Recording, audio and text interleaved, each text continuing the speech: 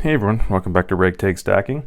In today's video, I want to talk a little bit about some different mints from around the world, both sovereign mints and independent mints, and trying to determine which ones have the best silver and gold products. So obviously, it's going to be tough to say this is the concrete best because everyone has their own opinions, everyone has their own style, and not everyone's going to agree with each other. So it is going to be pretty tough to come to a concrete decision on the best. But one thing that I did before doing this video is I put up a poll on my community tab and on my channel, and I just asked which mint is your favorite. So I didn't want to have 30 options listed, so I just went with 3, and then the fourth option was other, and then you'd comment down below. So of the 3 that I had listed, 36% preferred the Canadian mint, Royal Canadian Mint, then 25% Perth Mint, and then 24% was the US Mint. And of the little sub poll in the comments for the plant, Spearmint ran away with it. It knocked Peppermint out of the park, but yeah, Spearmint was the definite winner in the comments for the plant mint. I'm not surprised. I would have said either the Royal Canadian Mint or the Perth Mint would have been on top. But this is the the bullion coin from Canada there, the Royal Canadian Mint's maple leaf here. And I know a lot of people do not like the queen on the back. For me, I'm fairly indifferent. It doesn't bother me, but I know for some people it's a deal breaker. Yeah, so I do like the Royal Canadian Mint. I have some of the maple leafs, and I'm planning on getting some 2021s very soon. They have a new thing coming out, or they have a new series here. It's called the Creatures of the North. I've been very impatiently waiting for any updates on this series here because they put this one out, and then they've been very, very quiet on what the next one is going to be, or even what the I would settle for knowing what the next coin is going to be. If you don't have a release date, that's fine. Just tell me what the next design is going to be. I've been waiting a long time for any sort of update in that series, and it's really bugging me.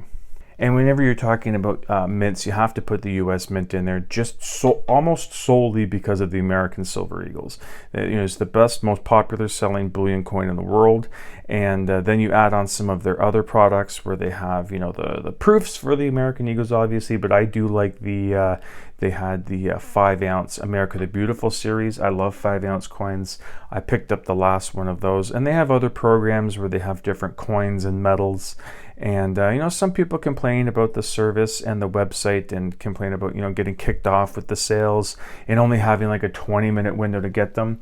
Well, it's unfortunate if you are looking to get those coins, but it just proves the point that, the U.S. Mint is a very popular mint.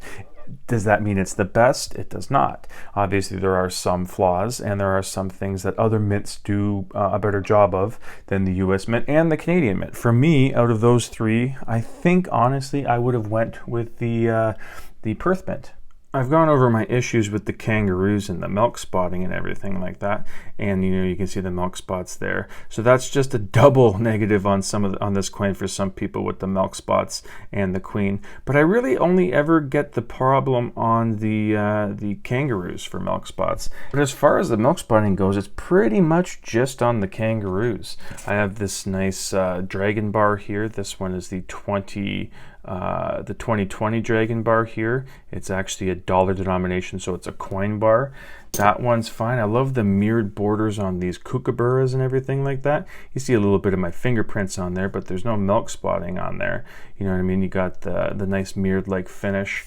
They got the koalas as well. This one's in a capsule, so it doesn't have any of my fingerprints on it. You can see no milk spotting issues with that one. But yeah, I do like the Perth Mint because they do have a lot of different things and different designs. Like the kookaburras and the koalas, they change every year, their design.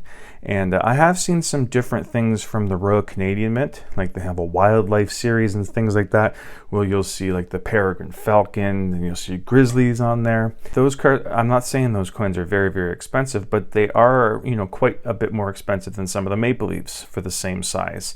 And if you look at the kangaroos to the koalas and the kookaburras, they're basically the same price. You know what I mean? The koalas and the kookaburras are that little bit more expensive, but nowhere near the increase in price as to some of the maple leaf products. I love these reverse proof maple leaves. They're one of my favorite coins in my stack. They're just beautiful, but they are quite a bit more expensive than just these regular investment grade, silver maple leaves. So yes, I'm not saying that the Royal Canadian Mint does not have different options. They only have the maple leaves and stuff like that, but you are going to be paying a little bit more of a price compared to the different options that you get from the Perth Mint. They're kind of off to the side here hiding. You can get those koalas, the kookaburras, the kangaroos, and they also have different ones. I've seen emus on there. I've seen some cute little wombats they have.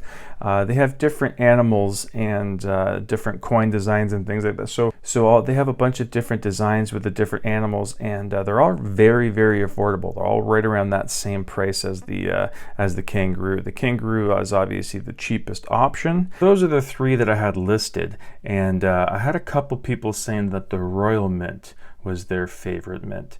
And I can see it, you know what I mean? Definitely with the Britannias. I love the brand new 2021 Britannias, but they are all milk spotted and they really piss me off. So I'm just going to show one of the 2020s because there's no milk spotting on it, and I'm not going to be enraged when filming this and looking at the milk spots on what is arguably one of my favorite new coins. You can see it down there, and from this distance you can't see the milk spots, but then you turn it over and holy shit. But anyways, getting back into the topic, yes, the Royal Mint does have very nice products. As I said, the Britannias, the Britannia is like their maple leaf. That's the main coin you think of when you think of the Royal Mint. I don't have it yet, but one thing that I really, really like from the Royal Mint is those gold sovereign pieces, where it has St. George slaying the dragon. I do have a silver coin that has that design on it, but I don't have any of the gold sovereigns. Gonna have to pay a little bit extra because it's not pure gold, but I would love to get one of the sovereigns in my stack. And another mint that I kept seeing pop up in the comments was La Casa de Monedea de Mexico, so the Mexican mint, and of course we all know the beautiful, beautiful Libertads. I just got into the Libertads in 2021. That's not to say that I've been picking up 2021 Libertads. I've just been this year. I just started grabbing some, and I have a couple of 2018s. This is just a regular BU 2-ounce Libertad, and then you can see the beautiful antique 5-ounce Libertad, also from 2018. And then my first gold Libertad I just picked up the other day, and this is from 2015. It is a 10th ounce Libertad there. And I get it. These are beautiful, beautiful coins. And, I kind of feel bad that I didn't have it included in the three that I listed in the poll, just because the Libertads are such a beautiful coin. But I do know that a lot of people don't actively stack Libertads, and I think that I would put myself in that category as well. I do pick them up here and there. I've just started picking them up here and there, but they are quite expensive up in Canada. And as far as it being a viable option for stacking tubes of Libertads, it would just be too much premium that I wouldn't be willing to spend. I'd rather go for the lower premium stuff, like all the stuff that I've touched on previously with Maple Leafs, Britannias, American Silver Eagles. Those are all a cheaper option, at least for me, up in Canada, than stacking Libertads. I have seen some awesome comments down below in some of the videos where I've talked about Libertads, where some people down in Mexico, where it's just, you can't turn a corner without someone throwing a Libertad at you when you go to the coin shop. I would love to be in a situation where the pricing made a lot of sense to pick up Libertads by the truckload, but unfortunately, that's not the position I'm in now. And another thing that I forgot to praise the Perth Mint about is those Tuvalu coins that you see. You know them as like the Marvel coins. You see the Iron Man or Hulk, Deadpool, whatever it is, and they all say Tuvalu on them. Those are minted by the Perth Mint. And what are they? The Olympus ones, the gods of the Olympus, where they had Zeus, Poseidon, and they just came up with these awesome Haiti coins. Those are all made by the Perth Mint too, the ones that say Tuvalu. I don't have any of those yet. I don't have any of the Tuvalu ones, but I do have some from Niue. I don't know if that's how you say it, Niue, whatever it is. This is a $2 note and legal tender there. It's a Disney coin here. It says 90 years of imagination. But this isn't made from the Niue Mint.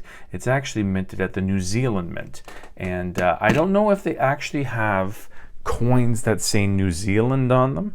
I haven't come across many. I have seen their mint symbol on some coins. I didn't exactly know what it was, but then looking into it, I saw that the coins that have Niue on them, those are all made from the New Zealand Mint, and those are the huge Disney coin collection that they have. I know a lot more people are probably digging the Marvel ones than some of the Disney Mickey Mouse stuff, but yeah. The Perth Mint, that's another thing that I wanted to talk about, was those awesome Tuvalu coins. Those are all made by the Perth Mint as well. So there wasn't too many other mints listed down below in the comments from the poll that I had out there as far as sovereign mints go. That was basically it. But they did have some other ones that were listed that are just independent mints. I saw some people saying the Golden State Mint. I don't have any products from the Golden State Mint, but you've seen some buffaloes from them and some other ones, just generic rounds you'll see from them. I haven't heard anyone complain about Golden State products. You know what I mean? But up here in Canada, I don't really see them too often. Another one was the Intaglio Mint. I used to love seeing the unboxings that Juice used to have. He used to pick up a bunch of coins from the Intaglio Mint. He hasn't been on YouTube for a bit. I don't know. I hope everything's good with him. I haven't seen much on his channel lately, so I hope everything's good with Juice. But he used to be a big buyer of the Intaglio Mint. But the independent mints that I saw most common was the Scottsdale and the Sunshine. Now, as far as Scottsdales go, I don't have any of the stackers yet, but I do have some of these buffaloes. I love the mirrored leg finish on these ones with the frosted buffalo and the frosted Native American there. And here you can see I have the Sunshine 10-ounce bar, and it's basically just a mirror. You can see my phone and you can see my shirt. So it's just basically a mirror. One thing that the Sunshine Mint has that I don't see on a lot of the independent mints is they have an anti-counterfeiting thing here. They got this little circle. I don't have the little plastic thing that goes over top of it, but there's an authenticator card that you put over this mark, and it will say valid, I believe it is. And then I think if you flip it over, it will be like the sun rays. Like there's two things that authenticate it. So that's pretty cool from the Sunshine Mint. With the Sunshine Mint, I believe they supplied the U.S. Mint with some of their planchets. I believe it was for the those U.S. Morgan and Peace dollars. I believe that was when they said, they blamed it on the shortage, and then they said, it was just a shortage of our planchets. I believe those planchets were coming from the Sunshine Mint. So yes, I know the title of this is which mint has the best bullion products, and for this video, instead of kind of answering the question, I laid out a case for some of them, and I went over some of the results from the poll, and now it's kind of posing the question to you: which one do you think is the best? It might not be anything that you see on top of here. I didn't see any representation from the Austrian Mint on there. I do like the Philharmonics. I just picked up a nice gold Philharmonic. So if you do like and you want to see some love for the Austrian Mint, put that down in the comments. I love Krugerrands. I have some silver Krugerrands. I want a gold Krugerrand, but I didn't see any love for the South African Mint on the comments either. So if that's something that is your favorite, maybe comment down below. So if you missed the vote and you wanted to let your voice known on what mint you think is the best, then let me know down in the comments which one of the mints either mentioned here or another one that you have in mind you think has the best products. Anyways, that's it for today's video. Thank you so much for watching, and I hope you come back for the next one. Thank you.